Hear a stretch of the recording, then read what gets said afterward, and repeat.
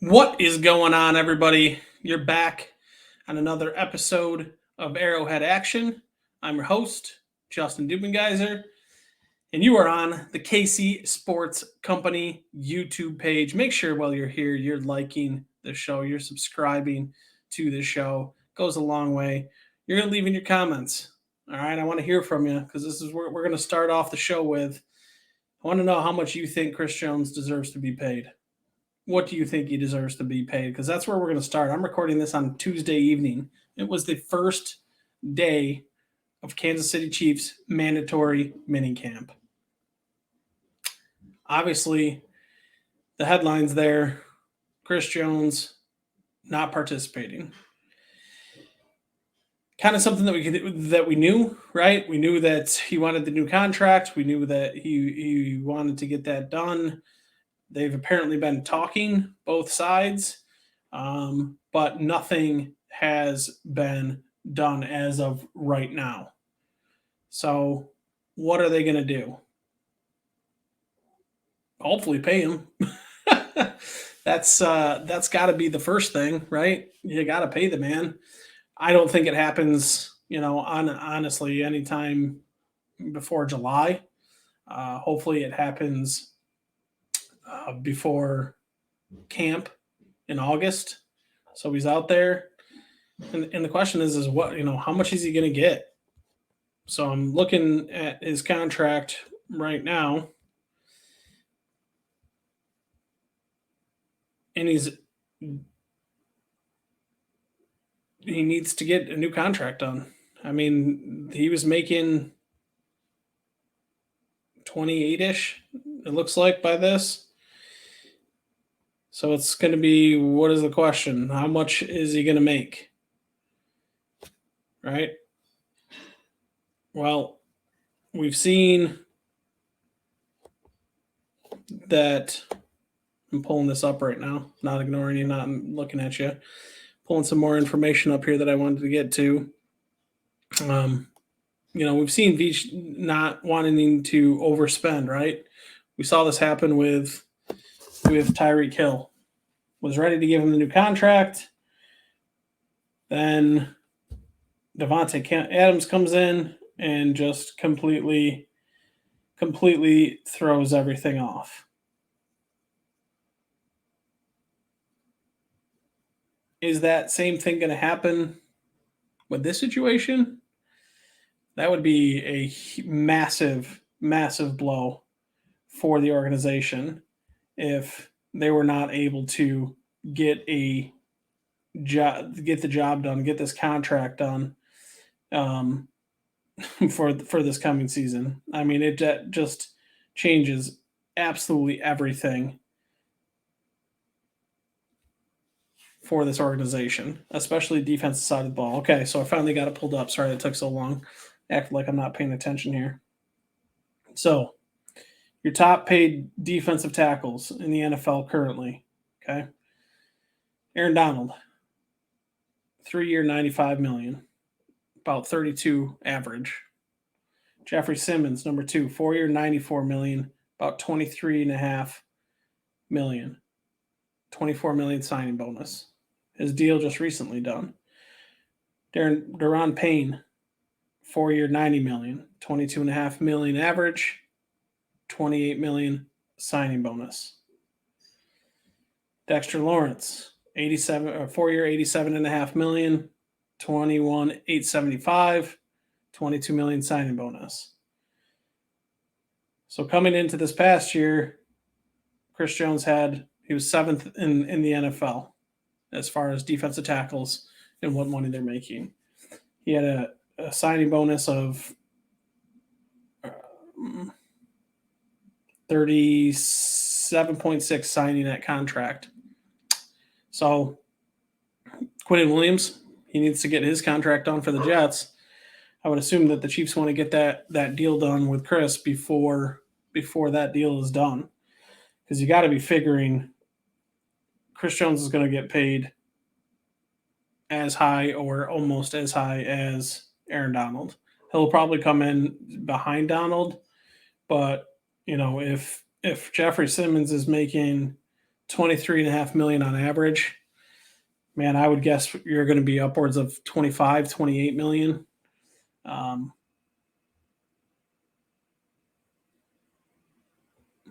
they got to get it done, right? They got to get it done. Obviously, they need to find the wiggle room to be able to do that.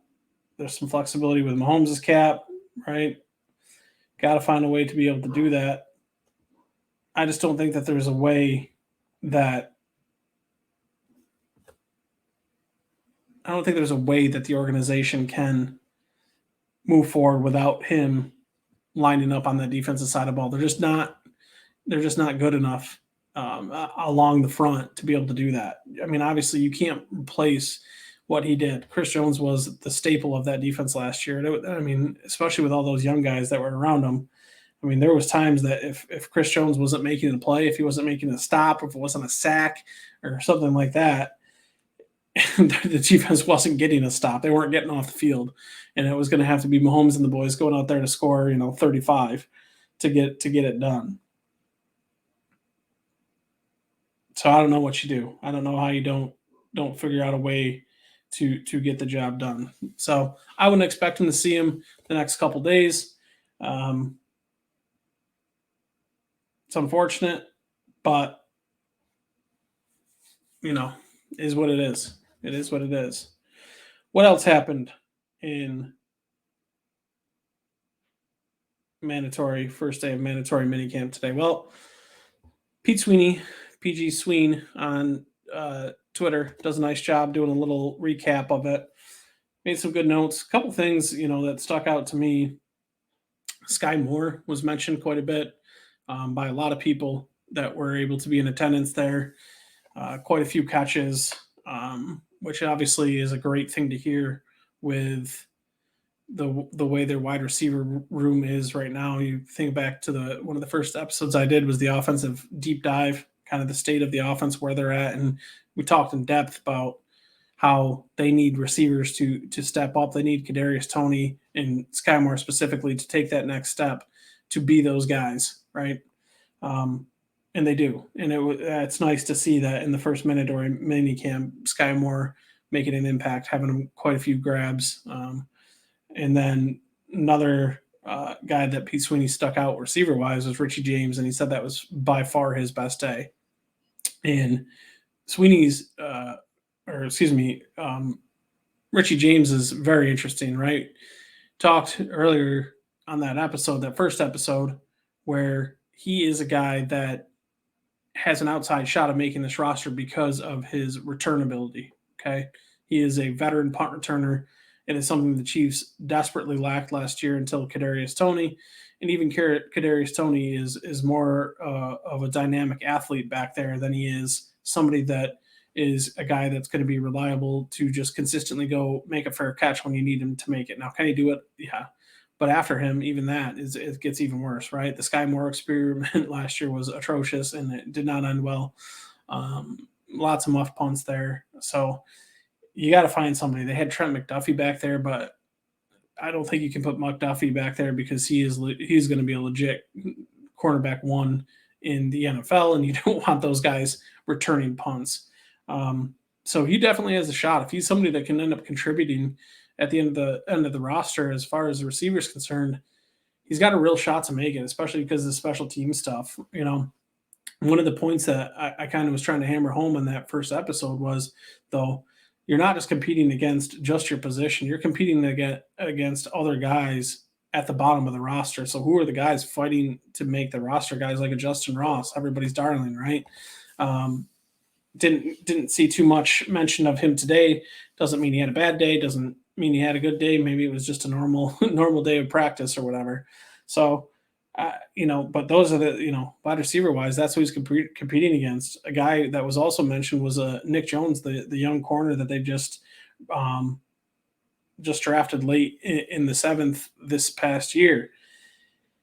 He is somebody that, is competing for a spot, on the roster, and he's competing against the guys like Richie James, against the Justin Rosses to make a spot. And if he continues to play, which everybody, by all accounts, people have talked about him, how he's kind of stood out since even the OTAs. If he's doing that, um, he's going to have a shot to make it, especially if he can play special teams, can be a gunner. Obviously Dave Tube has a lot of say on this roster, always has. So those are the guys that you're really going to think about that are competing for this end of things. So those are the things you got to keep watching over this stuff. Who's the guys that are sticking out towards the end of the roster that are having good days? Obviously, they talked about Travis Kelce just doing Travis Kelce things, pretty much unguardable at this point, which is just insane to think. He's 34 years old. He's been around forever, and he's still just out here dominating. And in his press conference after practice, they asked him how long he was gonna play for, and he said, "Well, till the wheels fall off, baby." Well, let's hope it's not this year or anytime soon, because man, it's a pleasure to watch him play football. He is a true professional. He's a true technician when it comes to route running, and obviously he sounds like he didn't even miss a beat, and he's right back at it in the first mandatory minicamp on Tuesday here. Other than that, not too much. The Nick Jones thing was big. He had the interception. I didn't mention that he had an interception on 11-11 on Mahomes. So, and Jalen Watson had an interception that was on a pass that was tipped by Willie Gay. So that's always good to see. Just other quick notes: 4 straight touchdowns and 7-on-7. Again, this is from Pete Sweeney on Twitter. PG Sween, you can follow him at. But Mahomes 4 straight touchdowns and 7-on-7. Jody Fortson over 2 defenders. So that's pretty awesome. Sky Moore, Noah Gray, and then MVS. You can go check out the MVS highlight. The Kansas City Chiefs Twitter just tweeted it out. A little sidearm sling back of the end zone toe tap from MVS. Real quick kind of sidetrack story, Jody Fortson is actually doing a free camp for free football camp for kids coming up here in my neck of the woods. So I live in New York. So, and he's from Buffalo, actually the Buffalo area. So he's doing a free camp up here, and my nephew's actually going to get to attend that. So I'm pretty fired up to be able to go check that out. I'm not sure if any other Chiefs are going to be there, but pretty cool to be a Chiefs fan and seeing him come home to run this free camp for the kids. So I'm excited to check that out and to see that.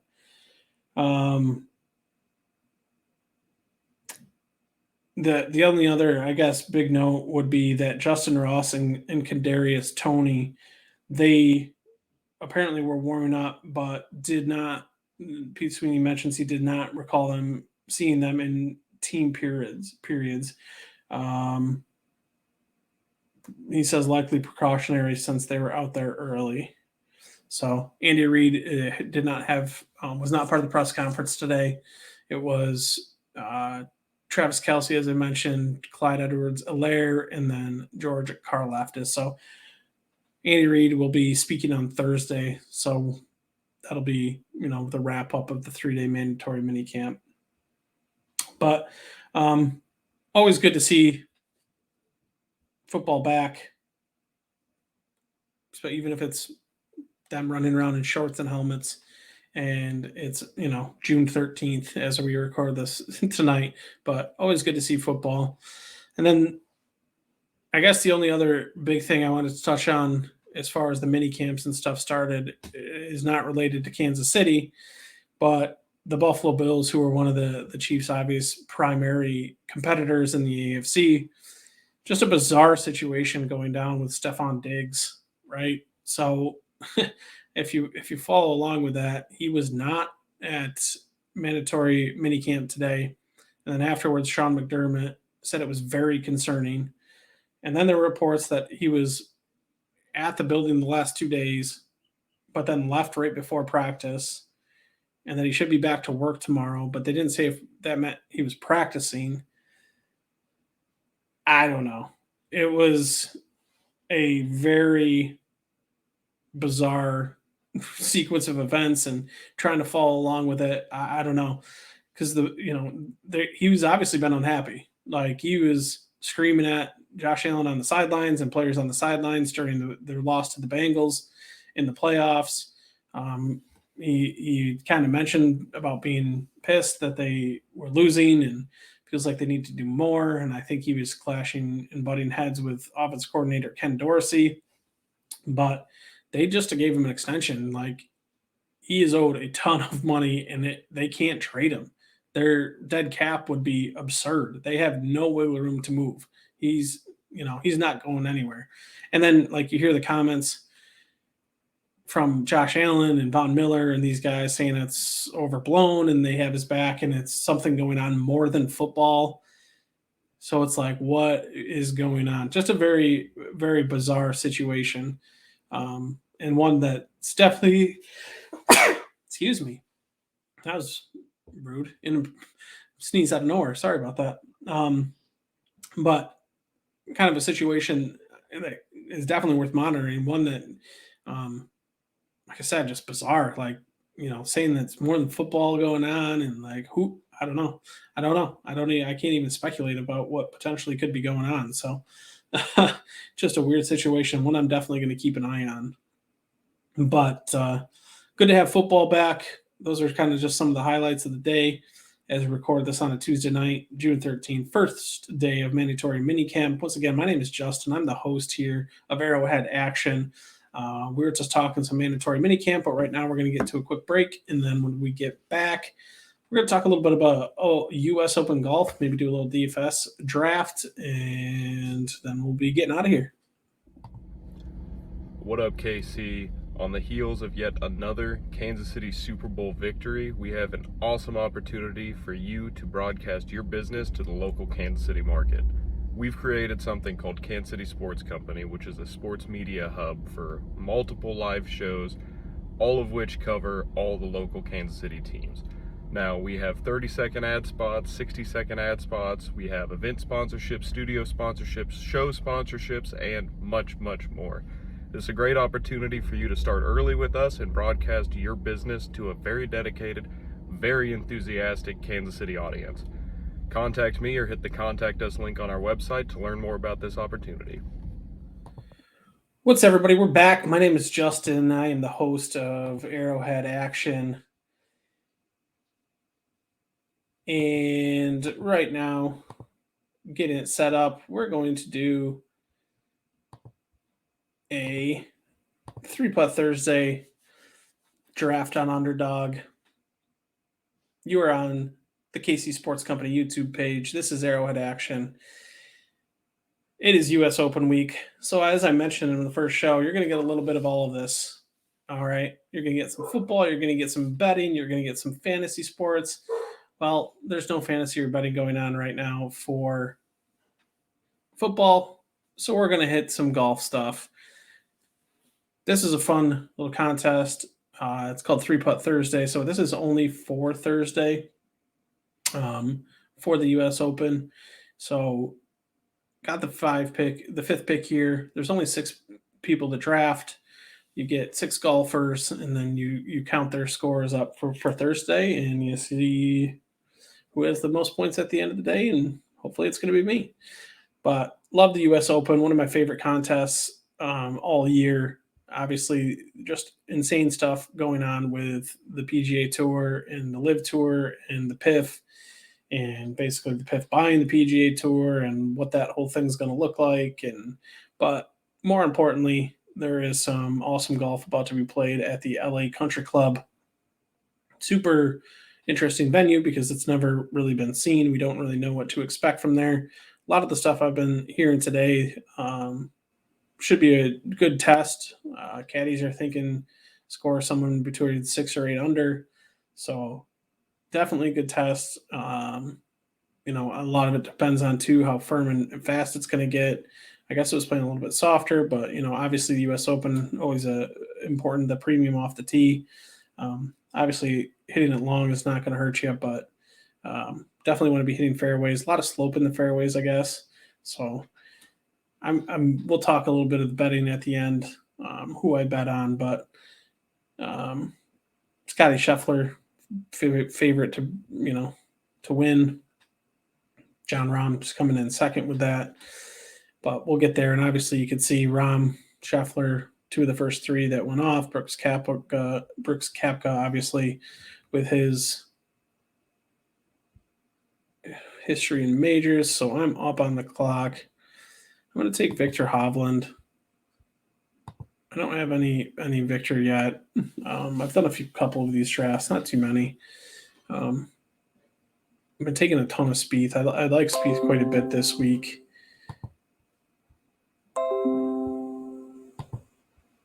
So that guy goes Rory Finau back to back. Do I go another Spieth? I'm going to change it up. I'm actually going to go Xander here. So I'm going to go Hovland, Xander.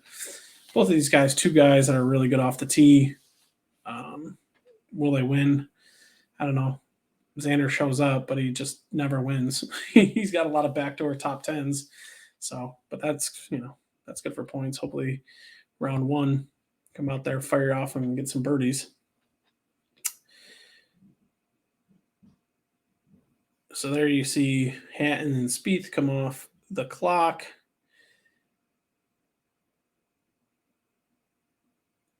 A lot of good content out there this week. If you're searching for some good DFS fantasy stuff, I've been doing my research, listening to a lot of podcasts, checking everybody's Twitter threads.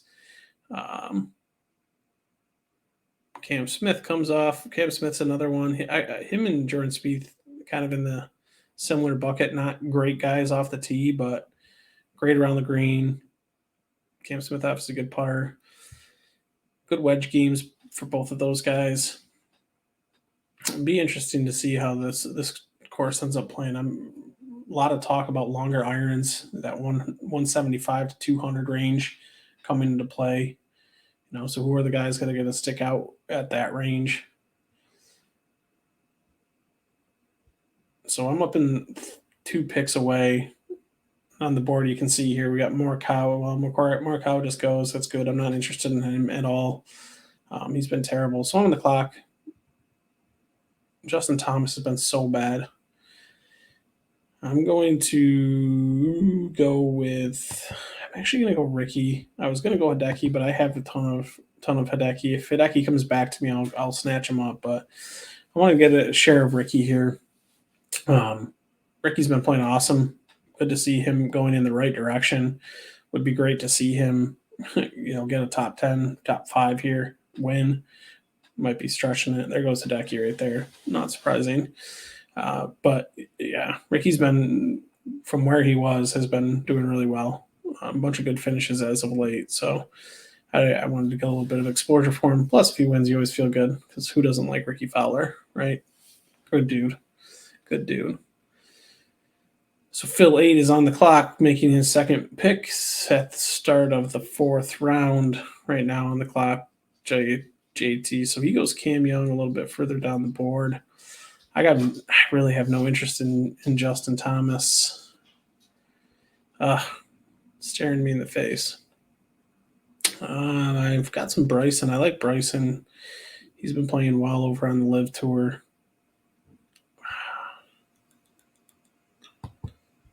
I think I'm gonna go back to. I'm gonna go Justin Thomas. I don't feel good about it. He's, I don't feel good about it. But so with these guys, as good as they are, all it takes is them finding it, one thing, and they'll be right out there in the mix. JT, he's obviously, I think he's top 15 player in the world now. He was as high as 4th at one point, I believe, and then he's dropped down. So because he just hasn't been playing well, he's been playing for a while. So we'll see.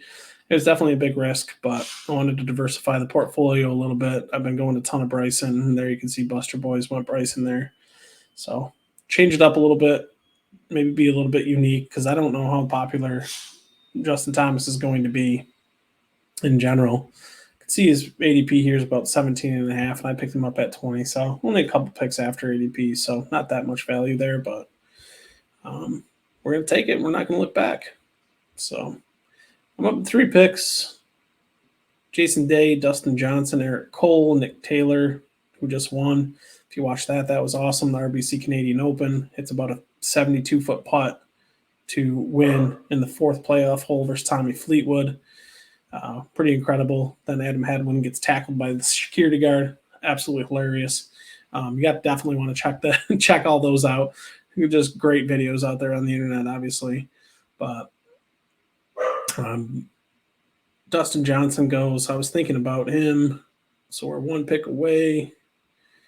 Siwoo Kim goes. Oh, boy. I'm thinking either Sahith or Denny. I'm going to go Denny McCarthy. Denny's been playing well. Denny's the best putter probably in the world. Not even probably, statistically, I think he is the best putter in the world. They competed pretty well at the U.S. Open last year. He's fine. None of the people here really excite me that much. And I think last one I'm going to go Joaquin Neiman, another player who's been on LIV, but good driver of the ball. Usually can compete, hasn't been playing terrible on the LIV tour. And that's going to be my 6 golfers. So just to recap, Victor Hovland. So I had the 5th pick, 5 out of 6. Took Victor Hovland, Xander Schauffele, Ricky Fowler, Justin Thomas, Denny McCarthy, Joaquin Neiman. Can't stand the Justin Thomas pick the more I look at it. But we're doing what we're doing, right? It's what it is. Okay.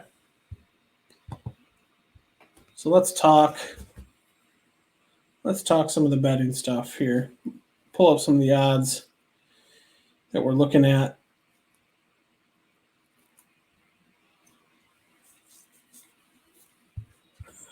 One second. Just pulling up these odds.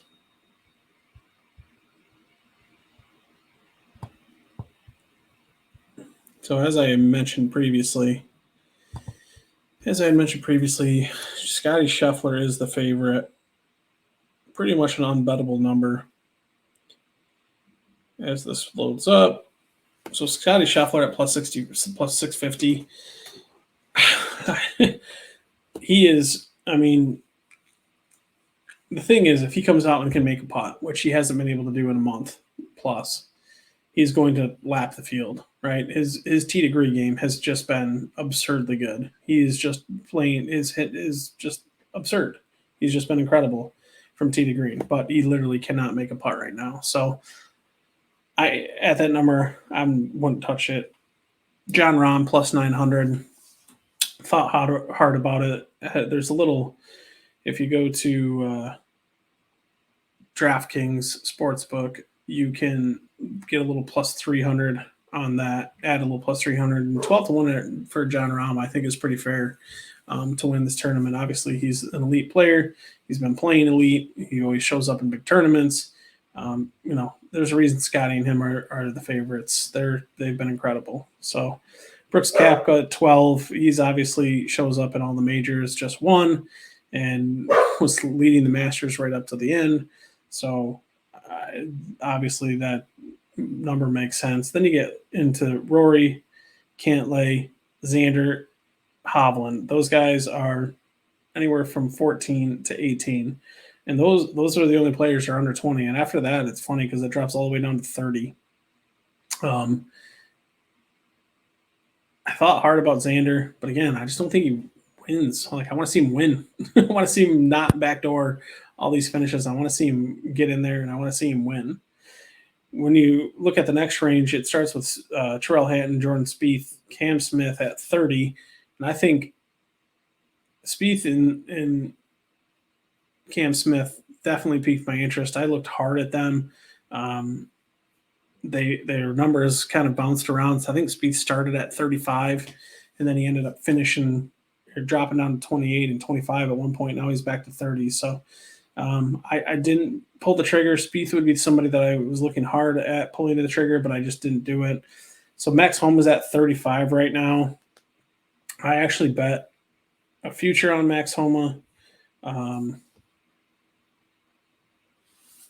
I thought, back then he was playing much better. So I'm trying to see what I got him at. So I actually got him only at 25. So he's actually got better odds right now, or longer odds right now, I should say, at that 35 because he just hasn't been playing great. Obviously, he's got the Los Angeles, California kid, wins all the time on the West Coast. So there's that. If you keep going down, the first bet I actually made was Tony Finau, 40-1. Other than my home of future, I got Finau at 40-1.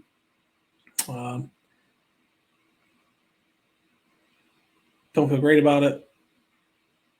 Like the number at 40, tends to show up at art courses, tends to show up in the majors. Now has a few wins under his belt, from last season. And then in the same range at 40, I got Bryson DeChambeau, whose numbers now dropped to 45. So that's a little frustrating. But again, Bryson has been playing really well, competed at the Masters, competed at the, wasn't great at the PGA Championship, I don't think. But somebody that great, really good driver of the golf ball, good putter. Iron play is not terrific, but you see him. He's, when he won the U.S. Open, he winged foot. He was just bombing and gouging, hit it out there, and he would just hit everything out of the rough. It didn't matter. And then those are the only 3 bets I have right now. I looked hard at Hideki. Hideki's down to 45. That's somebody that I might not pulling the trigger on by the start of the tournament. Some longer odd guys that I took a hard look at that I'm still considering would be Adam Scott at 70, Gary Woodland at 110, and there was one more. An absolute bomb of a shot would be like a Thomas Peters at 250. He might be somebody who's interesting at like 16-1 to do top 10 though. But that's it. That's what I got right now. So I got Finau, I got Bryson, and then I had that future on Max Homa, which looking back, not a good bet. Obviously, this isn't financial advice. Bet however you like. If you follow my bets and you lose, don't come crying to me. Like, do whatever you want. I'm just sharing it because it's fun. I love the U.S. Open. It's a great event. Would like to see one of my guys win. If not, would be fun to see Rahm or Spieth take it down. Those are my guys. But all right, everybody. I think that's it for today. Talked some mandatory minicamp stuff. Chris Jones obviously got to get his deal done. Did the fun draft, little Thursday draft for Underdog, and talks some U.S. Open. This is kind of what you're going to get on the show, right? A little bit of everything, a little mix of everything. So appreciate everybody being here. Make sure you're liking and subscribing on your way out, and I'll talk to you next time.